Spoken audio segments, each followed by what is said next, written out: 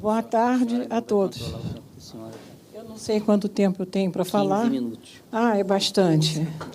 Eu estou aqui como carioca da Gema, de uma família de velejadores, pescadores e corredores de corrida de lancha de várias gerações. Então, eu sou uma pessoa do mar, uma pessoa da Baía de Guanabara, uma pessoa do tempo que o imperador Dom Pedro II ia de barco a Itaboraí assistir a uma peça de teatro. Foi criada na Praia do Flamengo, no último quarteirão, ali onde era a embaixada francesa, e tem um amor enorme por toda aquela região e pelo nosso Pão de Açúcar, principalmente. Quando eu era criança, papai nos levava para sair de lancha, sempre, né, sendo nós tão amantes do mar, e ele nos dizia que um dia nós íamos andar de carro aonde nós estávamos andando de lancha. E nós achávamos aquele disparate engraçadíssimo e impossível. Esse dia chegou, aprendemos a gostar do aterro, que o primeiro que foi feito, na primeira semana uma ressaca destruiu, e a Praia do Flamengo inteiro comemorou, porque nós estávamos revoltados com aquele aterro. Fizeram de novo, nós aprendemos a gostar do aterro, que era apenas um barro, onde eu aprendi a pilotar motocicleta, e aí vieram as pistas, e a família Freitas, que é uma tradicional família carioca da Gema, do tempo das chácaras de Botafogo, naquela ocasião, não estava mais conseguindo manter a chácara, que era tipo caso de Rui Barbosa, esse Botafogo do século XIX, que nós todos sabemos como era. Então, a família Freitas doou as plantas da chácara da família para Roberto Burle Marx, que tinha sido convidado para projetar e executar o paisagismo. Já devem ter comentado aqui o autor do projeto do parque de Reide, não é? E como já devem ter também comentado, que seria não só um alívio para o trânsito do Rio de Janeiro, mas uma área pública de lazer, como a Quinta da Boa Vista, como o Largo do Machado e tantos por aí. Ficaram as pistas e ficou o paisagismo, e havia uma das mais tradicionais e importantes regatas transoceânicas, é a regata Cape Town Rio. Os nossos velejadores lá fora são tão prestigiados quanto os nossos jogadores de futebol. E o país tem mais prêmio de iatismo internacional do que de futebol, mesmo sendo pentacampeão. Isso devia ser divulgado, porque nós esquecemos a nossa tradição cultural de sermos do mar e dos cariocas viverem na Baía de Guanabara. Para o imperador atravessar a Baía para ir ao teatro, imagina o trânsito que não era. De qualquer forma, a Baía ficou esquecida pela população em geral. Ela só é usada em circunstâncias de pessoas que trabalham e não têm outra possibilidade, ou pessoas ricas que têm seus próprios barcos, etc. Quando foi instaurado na África do Sul o regime do apartheid, os velejadores do mundo inteiro se recusaram a participar da regata, e a regata ficou suspensa. Ela costumava ser recebida no Yacht Clube do Rio de Janeiro.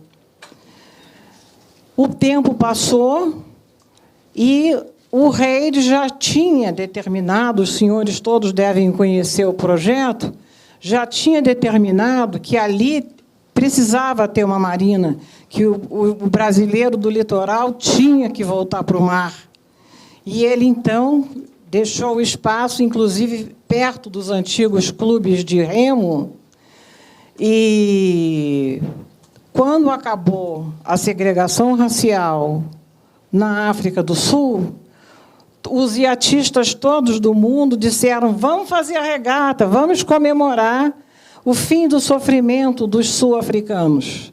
E aí, então, surgiu o momento de executar a Marina, que queriam que chamasse de outro nome, mas já tinha um hotel lá em Ipanema com esse nome, que eu esqueci qual é, então ficou sendo Marina da Glória.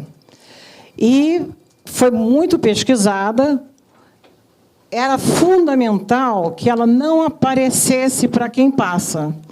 Vocês devem ter lido aqui a apresentação do projeto, e a única coisa que o arquiteto Amaro Machado que permitia que se visse seria uma festa de mastros e bandeiras, porque ele não quis interferir com o paisagismo do Roberto Burle Marx. Por isso é que a Marina é enterrada. Deu um trabalhão, porque ali embaixo estão os edifícios que caíram em 66 em Laranjeiras. Parece que tem gente que não dá. Até ele morrer, toda vez que ele passava pelo aterro, ele ligava para a prefeitura e mandava tirar aqueles barracos de lona que gostam de botar em cima. E, aos domingos, ele costumava pegar uma picareta e quebrar as amuretas que impediam o trânsito da população livre para a Marina, porque o objetivo dela, legal, é ser um lugar público, uma escola pública de vela. E também um local para quem tivesse o seu barquinho lá em Madureira, botava na capota do carro, chegava ali e tinha um acesso ao mar. Naturalmente, haveria despesas para quem quisesse deixar seus barcos lá, mas seria pago para a prefeitura. Então, a pessoa pagava 5, não me lembro qual era a moeda, para a prefeitura, sublocava para outro, e quando chegava, não vou dizer o nome de pessoas importantes que têm barcos lá, o cara já estava pagando 500 mil, quando a prefeitura recebia 5 unidades, que eu esqueci agora qual era na época. Isso foi um desgosto muito grande para o meu marido, porque, além de arquiteto, ele foi convidado, não foi concurso, porque ele tinha muita experiência em marinas na Grécia e nos Estados Unidos. Então, ele ficou radiante e disse: oba, vamos fazer marinas nos nossos 8.000 quilômetros de litoral. Essa vai ser a primeira. E essa vai ser a porta de entrada do Rio de Janeiro. Não vai mais ser o Yacht Club, porque, com a mudança das circunstâncias sociais, não sei se isso é evolução ou involução, a Baía de Guanabara ficou sendo um quintal de bacana. O pessoal ficou de fora. Eu sou do tempo do caju. Eu catei tatuí na Praia do Caju, onde meu avô tinha um estaleiro, mas isso já é outra conversa. E já é a terceira vez que pessoas que eu creio que de boa fé querem melhorar os serviços para a população, talvez não tenham percebido o bolso da população, querem interferir no projeto. Não pode. O projeto tem direitos autorais. Então, só as filhas do meu marido podem assinar para aquilo ser alterado. Aquilo é tombado como patrimônio paisagístico da humanidade. Não pode botar nenhum calombo ali, não, pois se a Marina foi enterrada para não aparecer, como é que vão botar alguma coisa que apareça? Se nem os barracos de lona o meu marido deixava. E que a minha maior tristeza é que nunca houve lá uma aula pública de vela. Todo mundo joga futebol naquelas quadras e todos os esportes, mas a Marina, eu nunca vi ninguém chegar lá, entrar no seu botinho e sair remando. Para isso, ela foi feita também para todos os brasileiros. Para o barco do Roberto Carlos, para o botezinho do seu Zé do Botequim, que ele guarda junto com as garrafas de cerveja, para todo mundo. E eu não vejo isso acontecer. Por que me dói o coração? Porque meu marido jamais apresentava um projeto sem que antes eu lesse a apresentação. Era a copy desk dele. E, naturalmente, a Marina, ele, como iatista, juntou a fome com a vontade de comer.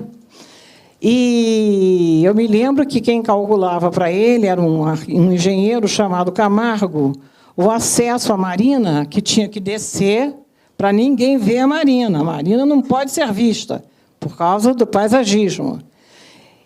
O Camargo, o calculista, disse: Amaro, essa rampa é linda, mas é muito cara. Você está mexendo numa obra pública. Tenta uma coisa mais barata. Então, quando eu acordei de manhã, nosso quarto tinha várias janelas de vidro, e em cada uma tinha colado um papel manteiga com uma escada. E ele disse: escolhe uma. E eu escolhi aquela, que é uma banda de cada lado que se encontra em cima, porque eu disse que nós tínhamos que homenagear as populações do interior do país, do Mato Grosso, de Goiás, que a agricultura sempre nos sustentou.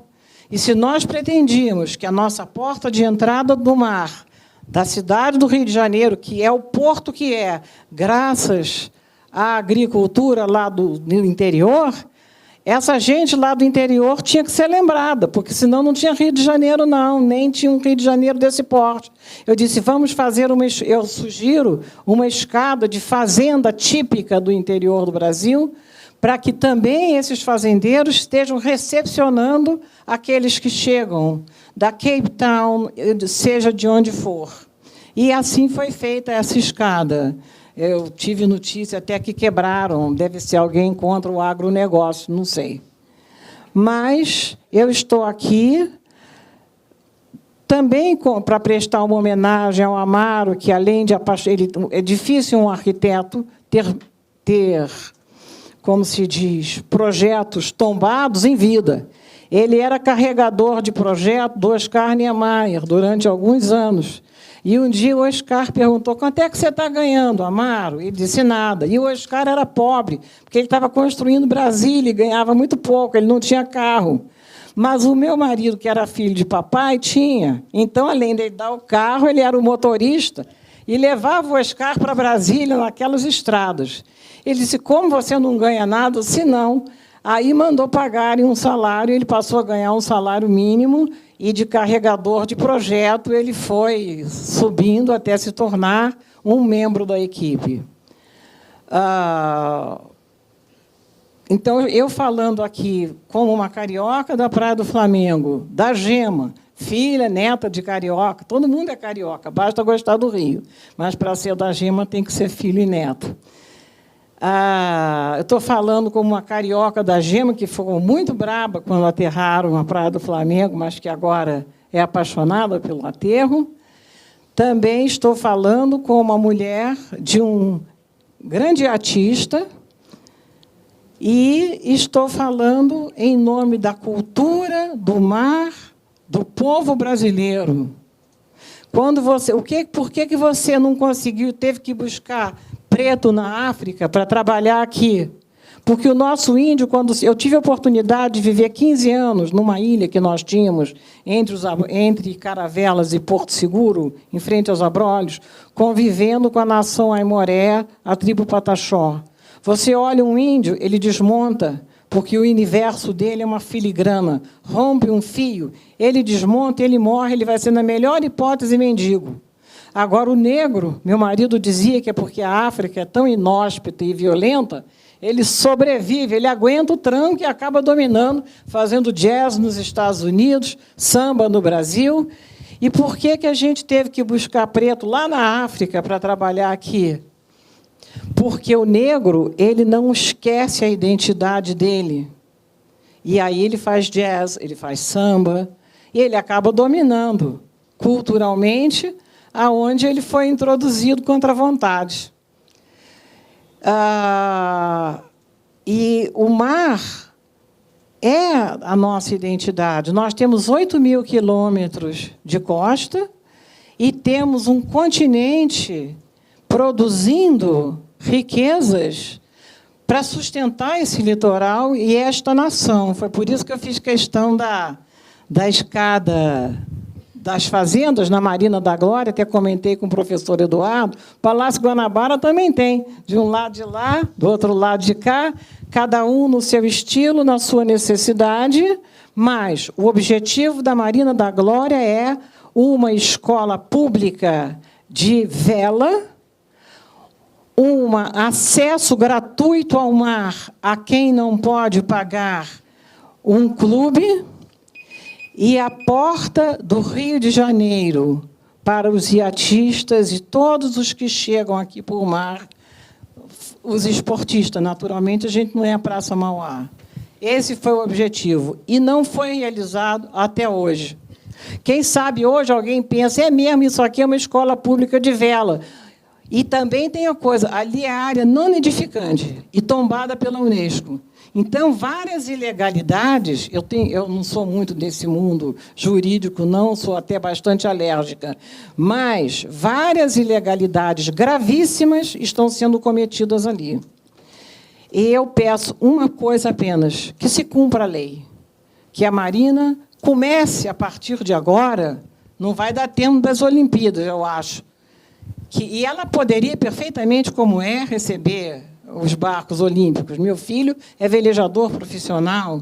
Na minha família tem pessoas que participam da volta, a regata Volta ao Mundo. Então, eu sei muito bem que ali pode receber qualquer regata, não precisa de nada para a Olimpíada, a não ser lavar banheiro. Sendo que aquela sala, que hoje é cheia de lojas, ela ia ficar nua, era o acesso do povão do futebol do aterro, para eles passearem até a beira d'água e verem os garotinhos de otimiste e de laser velejando.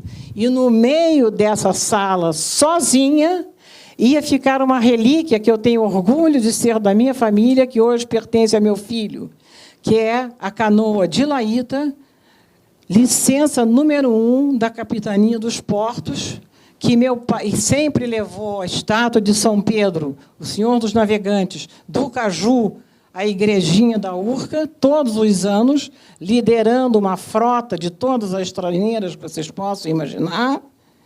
Então, meu pai achou que não era justo... Já vou parar. Eu sou fonoaudióloga, viu? Desculpa, uma matraca danada. Meu pai achou que não era justo que a licença número 1 da Capitania dos Portos do Brasil pertencesse à nossa família. Então, ele doou à prefeitura, e o Amaro fez um salão, que é mais ou menos do tamanho disso, para ela ficar sobre cavaletes o ano inteiro, e só sair para levar a imagem de São Pedro. Na ocasião, o governo do município considerou a canoa um objeto irrelevante para a memória do Rio de Janeiro. Meu pai doou para o Yacht Clube, que também não cuidou. Meu irmão tomou de volta. E meu irmão, então, passou para meu filho, que, no momento, é o principal velejador da família. Eu acho que o que meu coração tinha a dizer já foi dito. Não sei qual é a expectativa de vocês, mas eu faço um pedido.